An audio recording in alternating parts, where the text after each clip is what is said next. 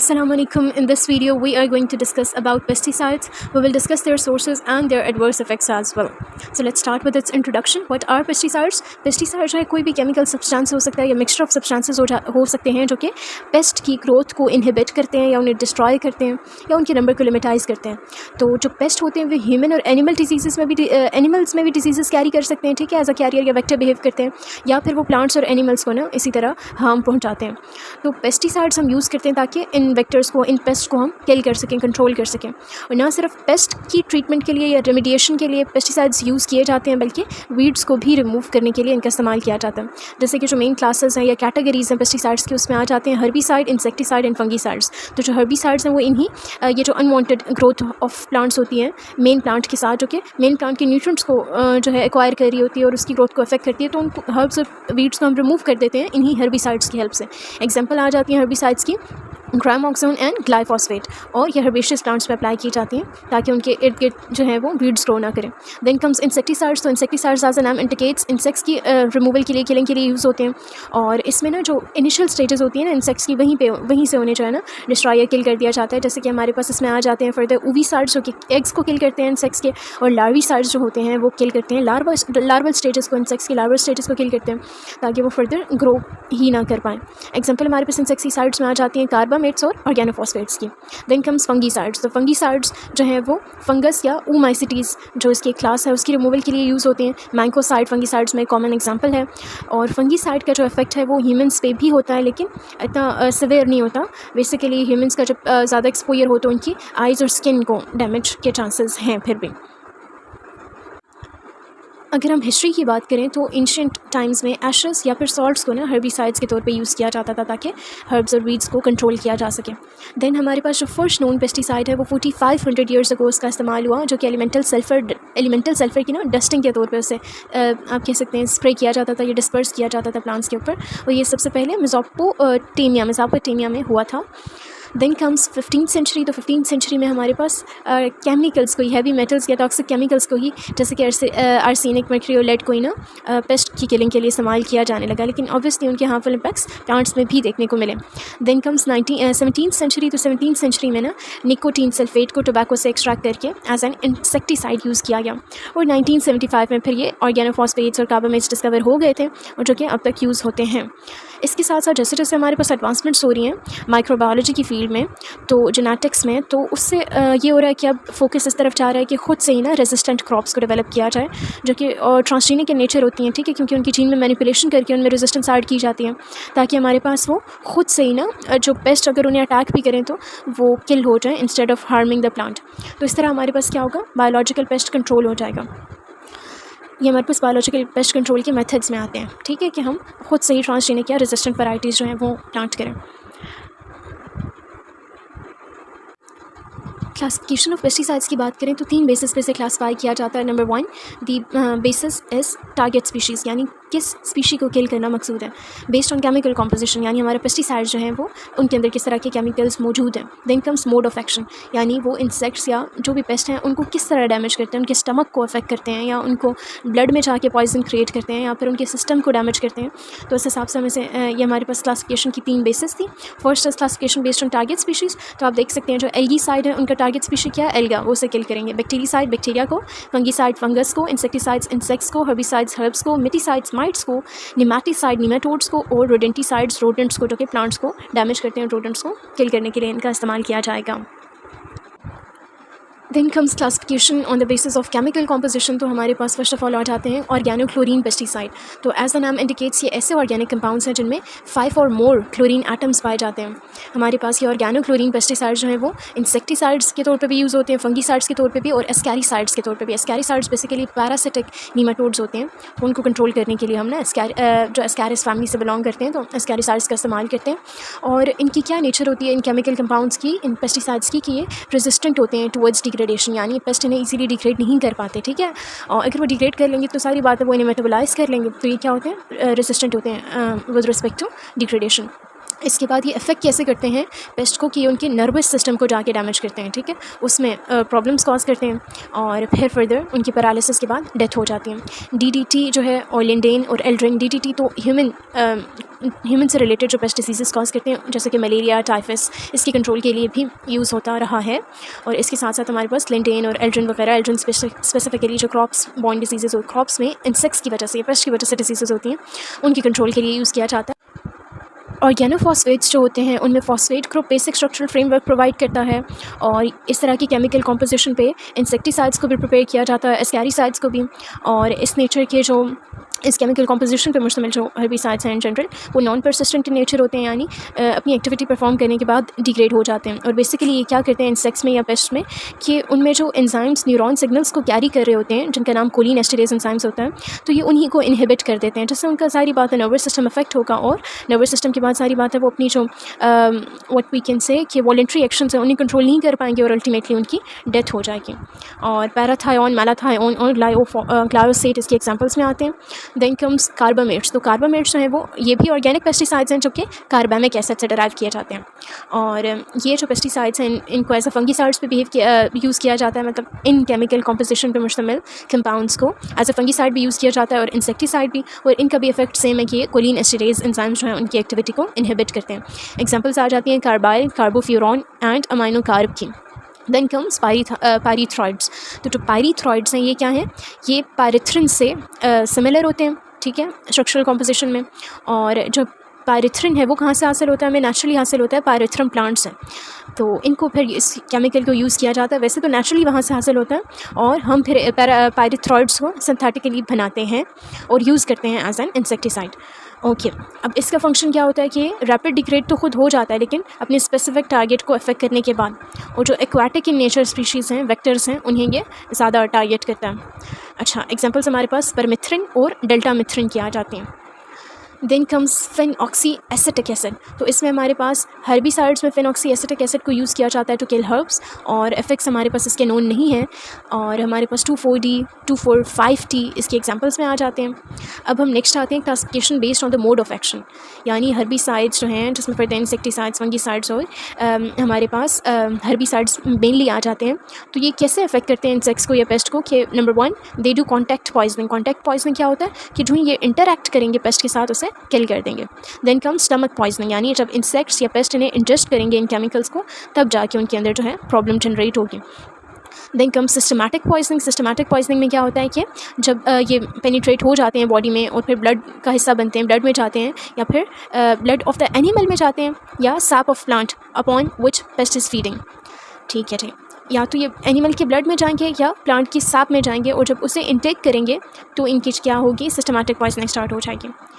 Then comes fumigants. तो fumigants as the नाम indicates gas या स्प्रेज की सूरत में जो हम पेस्टिसाइड्स का स्प्रे करते हैं वो किस तरह से इन्फेक्ट करते हैं पेस्ट को कि जब वो इन्हें इनहेल करते हैं या एब्जॉर्ब करती है उनकी स्किन, तो ये दोनों चीज़ें जो है ना, लंग्स उनके और जो स्किन है वो डैमेज होती है, इफेक्ट होती हैं।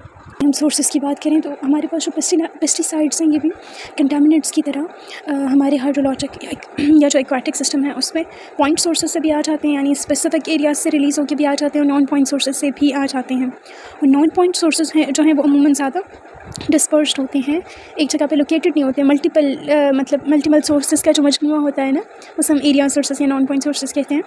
अच्छा जी, और यही ज़्यादा डोमिनेट करते हैं, मतलब जो परसेंटेज के पॉइंट ऑफ व्यू से देखिए तो नॉन पॉइंट सोर्सेज से आने वाला जो पेस्टिसाइड्स का वेस्ट है वो ज़्यादा डोमिनेट करता है, स्ट्रीम्स और ग्राउंड वाटर वगैरह में तो ज़्यादा देखने को मिलता है। Okay, then comes non point sources. तो उसमें हमारे पास क्या क्या आ जाते हैं कि मुख्तलिफ एग्रीकल्चरल या फिर अर्बन लैंड्स जो एज अ होल हैं वहाँ से, या फिर किसी भी जगह से सीपेज स्टार्ट होगी, इन्हीं लैंड से सीपेज स्टार्ट हो गई या लीचिंग जिसे हम कहते हैं, जिसने नीचे फर्दर ग्राउंड वाटर को कंटामिनेट कर दिया। और या फिर हमारे पास क्या होता है जहाँ पे पेस्टिसाइड्स यूज़ हो रहे हैं ना, डिस्पर्सल फॉर एग्जांपल फ्यूमिगेंट्स के तौर पे यूज़ हो रहे हैं ओवरऑल किसी एरिया में, तो वो जो है फिर फर्दर एयर में रिटेन रह जाएँ उसके ड्रॉपलेट्स, तो ये हमारे पास तमाम क्या हो जाते हैं, नॉन पॉइंट सोर्सेज की कैटेगरी में आ जाते हैं। या फिर हमारे पास ऑर्गेनिक मैटर के साथ एडहेयर कर जाए, ठीक। पोटेंशियल पॉइंट सोर्सेज हैं, उसमें हमारे पास एग्जांपल्स आ जाती हैं मैन्युफैक्चरिंग प्लांट्स की जिनमें पेस्टिसाइड्स का मैन्युफैक्चर किया जा रहा हो, इसके साथ साथ mixing and loading facilities, spills, ठीक है, इनसे भी जो एक्वाटिक बॉडीज़ हैं उनमें पेस्टिसाइड्स जो हैं वो चले जाएंगे। Then waste water recharge facilities, wells और बेसिन्स वगैरह, देन वेस्ट डिस्पोजल साइट्स और सीवेज ट्रीटमेंट प्लांट्स। तो उसमें भी जो एग्रीकल्चरल वेस्ट होगा तो उसमें ऑब्वियसली पेस्टिसाइड्स मौजूद होंगे और वो इस तरह लीकेज या रन ऑफ के थ्रू हमारे एक्वाटिक इकोसिस्टम में को डैमेज करेंगे या सॉइल में चले जाएंगे या फ्यूमिगेंट्स के तौर पे एयर में चले जाएंगे। वंस पेस्टिसाइड्स एंड देयर डिग्रेडेट्स, यानी एक तो पेस्टिसाइड्स खुद एज अ होल जो उनका कॉम्प्लेक्स मटेरियल है, या फिर अगर वो ट्रांसफॉर्म हुए हैं स्मॉलर जो है ग्रुप्स में और किसी भी बायोलॉजिकल केमिकल रिएक्शन से गो थ्रू करके, तो वो तमाम भी जो है इस तरह हमारे इकोसिस्टम का हिस्सा बनेंगे और परसिस्ट करेंगे उसमें अपनी केमिकल या फिजिकल कैरेक्टरिस्टिक्स या प्रॉपर्टीज़ की बेसिस पे एक स्पेसिफिक टाइम तक के लिए। और इसके साथ साथ हमारे पास क्या होता है, पेस्टिसाइड जो है वो वाटर बेरिंग एक्विफर्स में भी चले जाते हैं बिलो ग्राउंड, जब हमारे पास from applications on to crop fields, मतलब ये भी वही सोर्सेज हैं कि क्रॉप्स पे अप्लाई किया जाएगा तो फोलिएट से फिर वो नीचे गिर के सीड्स से सॉइल और इस तरह टू सो ऑन मुख्तलिफ लीकेजेस या प्रॉपर डिस्पोजल जो हमने ऊपर मेंशन किया, वो भी इनके मेन पॉइंट सोर्सेज हैं। अब हम कैरेक्टरिस्टिक्स ऑफ पेस्टिसाइड्स देखें तो हमारे पास आ जाती हैं वॉलेटिलाइजेशन। वॉलेटिलाइजेशन क्या होती है, एक पेस्टिसाइड में कितनी एबिलिटी है कि वो as soon as possible vaporise कर जाए, गैस में कन्वर्ट हो जाए। देन कम सोल्यूबिलिटी, यानी वो एज अ सोल्यूट बिहेव करके सॉल्वेंट में किस रेट पे डिसॉल्व होता है। और सोल्यूबल पेस्टिसाइड जो है वो more likely to move with water in run off और through soil to ground water. Soluble pesticide जो है वो ज़्यादा जो है मूव कर जाते हैं because they are soluble, normal water के साथ ज़्यादा दूर तक चले जाते हैं, डिस्पर्स हो जाते हैं। देन कम्स लीचिंग, तो लीचिंग में बेसिकली सॉइल पे मौजूद पेस्टिसाइड जो है वो रिंस डाउन करेगा टुवर्ड्स वाटर टेबल या ground water. Then comes run off, run off में हमारे पास यही आएगा कि फील्ड से जो वो मूव करेंगे रिवर्स और लेक्स की जानिब और उन्हें कंटामिनेट करेंगे। स्प्रे ड्रिफ्ट में हमारे पास क्या आता है कि जब हम फ्यूमिगेंट्स के तौर पे पेस्टिसाइड्स का स्प्रे करते हैं तो वो गैसेस हमारे पास किस तरह स्प्रे ड्रॉपलेट्स की सूरत में एयर में एग्जिस्ट करती हैं और फर्दर डिस्पर्स होती हैं। देन कम्स एडसॉर्प्शन, तो हमारे पास जो सॉइल में ऑर्गेनिक मैटर होता है या सॉइल मैटर होता है उसके साथ पेस्टिसाइड्स किस हद तक एडहेयर करते हैं और वहाँ परसिस्ट करते हैं। ये थी हमारे पास इनके कैरेक्टरिस्टिक्स। एनवायरमेंटल प्रॉब्लम्स की बात करें जो पेस्टिसाइड के यूज़ से एसोसिएटेड हैं, वो first of all bio accumulation, यानी एक एनिमल जिसका लाइफ स्पैन भी ज़्यादा है और वो पेस्टिसाइड को अपने अंदर एक्यूमुलेट कर रहा है, स्टोर कर रहा है, तो उसके अंदर उसकी सराउंडिंग एनवायरनमेंट से भी ज़्यादा कंसनट्रेशन हो जाएगी उस पेस्टिसाइड की, जो कि उसके लिए ऑब्वियसली हार्मफुल होगी। ऐसा क्यों होता है कि पेस्टिसाइड जो है वो मोस्टली वाटर में सोल्यूबल नहीं होते बल्कि फैट्स एंड ऑयल में सोल्यूबल होते हैं, और बॉडी से तो वाटर का रिमूवल हो जाता है एनिमल्स की, लेकिन फैट्स एंड ऑयल्स का रिमूवल इजीली नहीं होता, इसलिए वो बॉडी में परसिस्ट करते हैं और इसको हम फिर क्या कहते हैं, बायो एक्यूमुलेशन कहते हैं कि वो एनिमल्स जो हैं जो इफेक्ट हुए हैं पेस्टिसाइड्स इनटेक कर लिया उन्होंने, वो अब फर्दर उसे अपनी बॉडी से रिमूव नहीं कर पा रहे बल्कि वो उनकी बॉडी में इकट्ठा होता जा रहा है। देन कम्स बायो मैग्नीफिकेशन, तो इसमें क्या होता है कि जो हमारे पास पेस्टिसाइड स्टोर हुआ होता है बॉडी में मौजूद फैट्स और ऑयल्स में, उस स्पीशी को जब फूड चेन का जो नेक्स्ट ट्रॉफिक लेवल वाली स्पीशी इनटेक करती है, खाती है, तो उससे जो हमारे पास पेस्टिसाइड है वो ट्रांसफ़र हो जाता है हायर स्पीशी में। और जैसे जैसे हमारे पास ये ट्रांसफरेंस होती है फूड चेन या फूड वेब में टुवर्ड्स अपर ट्रॉफिक लेवल स्पीशीज़, तो हमारे पास उसका हार्मफुल इम्पैक्ट भी बढ़ता चला जाता है। इसी मुनासिबत से हम इस फिनोमेना को बायो मैग्नीफिकेशन कहते हैं। अच्छा जी, और एक और ड्रॉबैक ये है कि हमारे पास हम तो फंगिसाइड्स को फंगस की कंट्रोल के लिए यूज़ करें, हर्बिसाइड्स को हर्ब्स के कंट्रोल के लिए यूज़ करें, लेकिन ज़रूरी नहीं है कि पेस्टिसाइड्स सिर्फ अपने टारगेट स्पीशीज़ को किल करें बल्कि वो नॉन टारगेट स्पीशीज़ को भी डैमेज कर सकते हैं। फॉर एग्जांपल हमारे पास हमारा मकसद है इंसेक्टिसाइड्स के यूज़ से कि सिर्फ हमारे पास हार्मफुल इंसेक्टिसाइड्स किल हों, लेकिन हो सकता है कि वो पोलिनेटर्स को भी, उन क्रॉप्स के पोलिनेटर्स को भी डैमेज करें, जिससे फर्दर हमें यील्ड का लॉस होगा और हमारे पास प्रोडक्टिविटी कम होगी। इफ़ेक्ट्स की बात करें तो हमारे पास इफ़ेक्ट्स ऑन सॉइल में यही आ जाता है कि पेस्टिसाइड्स को जब स्प्रे ड्रिफ्ट के थ्रू जो फोलिएट है उस पर उसको पेस्टिसाइड से बचाने के लिए तो जब उस पर स्प्रे किया जाता है इनका, तो क्या होता है हमारे पास थोड़े टाइम वो फोलिएज पे परसिस्ट करता है, देन जब बारिश होती है तो वो नीचे सॉइल की तरफ आ जाता है, या फिर सीड्स को अगर आपने पेस्टिसाइड से ट्रीट किया हो तो उनके थ्रू सॉइल में आ जाएगा। अच्छा, और जो हमारे पास सी एंड रेशो है ना वो भी डिस्टर्ब होगी, और जब हमारे पास बेसिकली उसमें राइज आता है तो मिनरलाइजेशन जो है वो कम होती है, यानी जो हमारा इनऑर्गेनिक से ऑर्गेनिक फॉर्म में कन्वर्जन है वो कम होती है। इसके साथ साथ हमारे पास क्या होता है, सॉइल मॉइस्चर जो है वो रिड्यूस होकर रह जाता है, और हमारे पास जो बेनिफिशियल माइक्रोब्स हैं वो भी पेस्टिसाइड्स जो हैं वो उनको भी इफ़ेक्ट करते हैं, और जो हमारे पास सॉइल में नाइट्रोजन, पोटेशियम और फॉस्फोरस की कंसंट्रेशन है उसको भी ऑल्टर करते हैं। देन जो हमारे पास की एंजाइम्स होते हैं, ठीक है, एंजाइम्स भी हमारे पास मोस्टली जो हैं वो माइक्रोब्स के अंदर ही होते हैं, तो उनको भी नुकसान पहुंचता है पेस्टिसाइड्स से एक्सपोजर पर। Then come effect on air, तो pesticides contribute to air pollution, वही हमने कैरेक्टरिस्टिक भी डिस्कस की थी पेस्टिसाइड्स की है, वोलेटिलाइजेशन भी इनमें देखने को मिलती है, ठीक है, फ्यूमिगेंट्स के तौर पे इन्हें स्प्रे किया जाता है। तो इस तरह से फिर क्या होता है, एयर में रहने के बाद एयर पोल्यूशन कॉज करते हैं, और अगर डिपॉजिट हो भी जाए तो डस्ट पार्टिकल्स पे ही डिपॉजिट होते हैं। और फिर इस तरह से ये फर्दर जो है ना VOCs की वजह बनते हैं, वोलेटाइल ऑर्गेनिक कंपाउंड्स के तौर पे बिहेव करते हैं, ठीक है। और उनके हार्मफुल इम्पैक्ट से हम वाकिफ़ हैं कि वो जो हैं ऐसे इन्वायरमेंटल पोल्यूटेंट है जो फर्दर आगे secondary pollutant like tropospheric ozone वगैरह बनाते हैं, जिसे हम बैड ओजोन के नाम से जानते हैं। इस तरह से पेस्टिसाइड जो हैं वो ट्रोपोस्फेरिक ओजोन लेवल को 6% तक राइज़ कर देते हैं, क्योंकि वो VOCs का सोर्स है और VOCs फर्दर ट्रोपोस्फेरिक ओजोन का जो है प्रिकर्सर है। Then come effect on water. तो हमारे पास 4 मेजर रूट्स हैं जिसके थ्रू पेस्टिसाइड्स इंटर करते हैं वाटर में, जो अभी हमने पीछे डिस्कस भी किया। अभी हम उन्हें 1 बाय 1 फिर से रिव्यू कर लेते हैं। Number 1 is leaching, then run off, then spillage and soil erosion. अच्छा जी, बोथ फाइटोप्लैंक्टन और ज़ूप्लैंक्टन जो है, अब हम एक्वाटिक इकोसिस्टम में क्या चीज़ें जो है पेस्टिसाइड से अफेक्ट होते हैं, वो छोटे free floating microbes free floating organisms, ठीक है, जो कि प्लांट इन नेचर भी हो सकते हैं, एनिमल इन नेचर भी हो सकते हैं। वो जब इंसेक्टिसाइड्स लाइक कार्बोफ्यूरॉन या कार्बाइल कंपाउंड से एक्सपोज होते हैं तो क्या होता है कि उनकी ग्रोथ अफेक्ट होती है, जबकि ग्रीन एल्गा वगैरह जो हैं वो बहुत एनॉर्मस अमाउंट में ग्रो कर जाते हैं। और फिर हमारे पास क्या होता है, यूट्रोफिकेशन कॉज होती है, नीचे वाली जो ऑर्गेनिजम्स है, बायोटा है, उसकी जो है ना, उसके लिए ऑक्सीजन, डिसॉल्व ऑक्सीजन की अमाउंट रिड्यूस होकर रह जाती हैं। और जो हमारे पास ब्लू ग्रीन एल्गा या साइनोबैक्टीरिया है जो कि फोटोसिंथेसिस परफॉर्म कर रहा है ओशंस में मेनली, वो भी इफेक्ट होता है, किल होता है एनॉर्मस कंसंट्रेशन ऑफ इंसेक्टिसाइड्स की वजह से। देन फिश और अदर एक्वाटिक बायोटा भी पेस्टिसाइड कंटामिनेटेड वाटर में सर्वाइव नहीं कर पाता। Then herbicides to water bodies can cause plants to die, ठीक है, प्लांट्स भी वहाँ पे फोटोसिंथेसिस का फंक्शन परफॉर्म कर रहे हैं। जब वो नहीं होगा तो ऑब्वियसली ऑक्सीजन फोटोसिंथेसिस का बाय प्रोडक्ट होती है, वो नहीं निकलेगी तो suffocation and then ultimately death of those organisms that were obligate to aerobic conditions, यानी जो ऑक्सीजन पे कम्प्लीटली अपने सर्वाइवल के लिए डिपेंड कर रहे होंगे वो फिर सर्वाइव नहीं कर पाएंगे ऑक्सीजन की स्कार्सिटी के केस में। और कुछ हमारे पास पेस्टिसाइड्स ऐसे होते हैं जो कि फिशेस के फिजियोलॉजिकल और बिहेवियरल चेंजेस कॉज करते हैं उनमें, और इससे क्या होता है फिर हमारे पास वो फर्दर ग्रोथ नहीं हो पाती उनकी नॉर्मल, और जब ग्रोथ नहीं होगी तो फर्दर रिप्रोडक्शन भी इफेक्ट होगी, और इस तरह से उनकी पॉपुलेशन जो है उसमें इम्यूनिटी भी कम होगी, पॉपुलेशन की ग्रोथ भी कम होगी, और वो जो है डिजीज़ ससेप्टेबल हो जाएंगे, डिजीज़ उन पे अटैक कर जाएंगी क्योंकि अब वो सेंसिटिव हो गए हैं। Then comes effects on animals. तो एनिमल्स भी पेस्टिसाइड से क्या हो जाते हैं, पॉइजनड हो जाते हैं, और जो फूड ये अपटेक करते हैं एनिमल्स, जैसे कि हेर्बीवोरस एनिमल्स हो गए, वो प्लांट्स को खाएंगे, फूड अपटेक करेंगे अपना, तो उससे क्या होगा कि ये एडजस्ट कर लेंगे पेस्टिसाइड्स को, और फिर वो उनके डाइजेस्टिव सिस्टम को, बॉडी को अफेक्ट करेगा।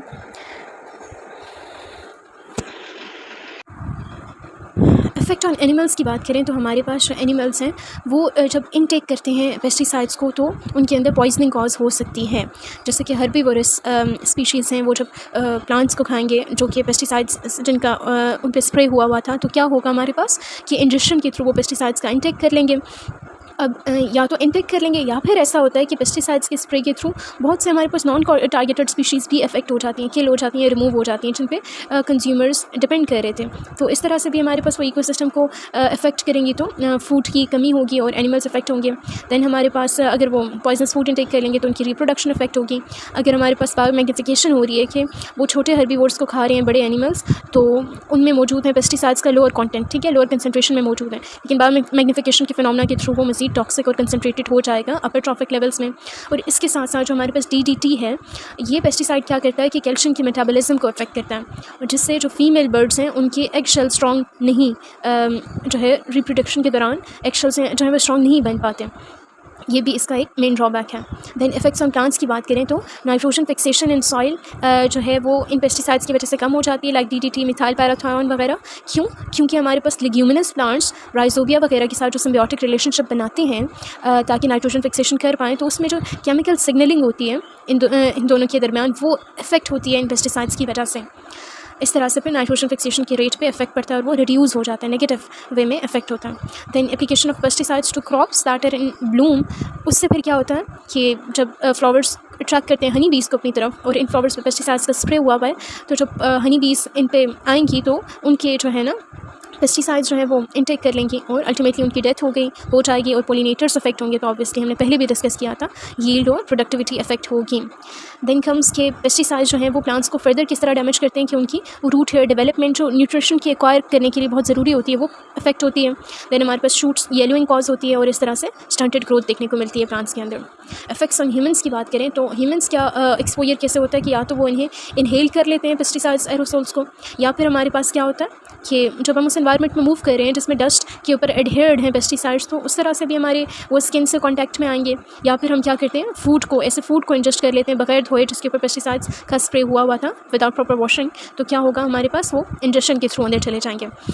अब इनके ड्रास्टिक इम्पैक्ट्स क्या देखने को मिलेंगे कि एटमॉस्फेयर में ये मौजूद हैं तो आइज़, नोज़ और थ्रोट में इरिटेशन कॉज करेंगे। अगर इंजेस्ट हो गए हैं तो फर्दर मस्कुलर वीकनेसेस और नौसिया कॉज करेंगे। Then mild symptoms includes headaches, fatigue and shortness of breath. इसके साथ साथ हमारे पास वॉमिटिंग और लॉस ऑफ कॉन्शियसनेस देखने को मिलेगा, क्योंकि हमने देखा था कि बहुत सारे हर्बिसाइड्स या पेस्टिसाइड्स जो हैं वो नर्वस सिस्टम को इफेक्ट करते हैं, उसकी जो ट्रांसडक्शन ऑफ सिग्नल्स हैं उसको इफेक्ट करते हैं। देन हमारे पास फर्दर यही जिससे हमारा बिहेवियर इफेक्ट होगा, ठीक है, हमारे वॉलेंट्री एक्शंस, हमारे नर्वस और हार्मोनल सिस्टम इफेक्ट होगा, और ये हमारी इम्यूनिटी सिस्टम को भी वीकन कर सकते हैं, जिसकी वजह से हम मज़ीद ससेप्टेबल हो जाएंगे डिजीज़ की जानिब। एंड देन अल्टीमेटली ये कैंसर का कॉज भी बनेंगे, like lymphoma, leukaemia and soft tissue sarcoma. ये हमारे पास बॉडी के जो सॉफ्ट टिशू सराउंड किया होता है इन्होंने मुख्तलिफ बोन्स को, बॉडी के स्ट्रक्चर्स को, उन तक में कैंसर की ये वजह बन सकते हैं। That's it for this video, hope you have understand this topic well, it's history, definition, sources and its impacts as well. So stay tuned for more informative stuff and stay blessed.